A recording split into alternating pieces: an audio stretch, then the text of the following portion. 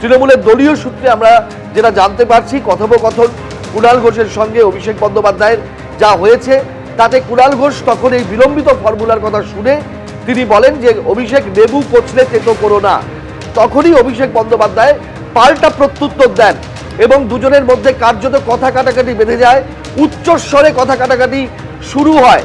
এবং এরপরে অভিষেক বন্দ্যোপাধ্যায় কুণাল ঘোষকে উদ্দেশ্য করে বলেন যে সুমিত রায় তার আত্মসহায়ক, যার খোঁজে আজকে শালবনী থানার পুলিশ ভোরবেলা অভিষেক বন্দ্যোপাধ্যায়ের বাড়ির তালা ভেঙে ভেতরে ঢুকে সার্চ করেছে, সেই সুমিত রায় সম্পর্কে কুণাল ঘোষ সংবাদ মাধ্যমে বিরূপ প্রতিক্রিয়া দিয়েছেন।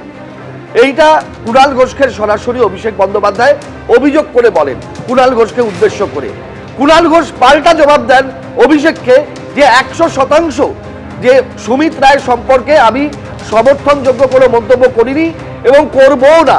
100% সুমিত রায় এই দলের কেউ নন এবং তাকে ডিফেন্ড আমি বিবৃতি দিয়ে করতে পারবো না। এইটা পরিষ্কার ভাষায় তিনি জানিয়ে দেন অভিষেক বন্দ্যোপাধ্যায়কে এবং তারপরে এই কথা কাটাকাটি বা বাদানুবাদ আরো তীব্র হতে শুরু করে।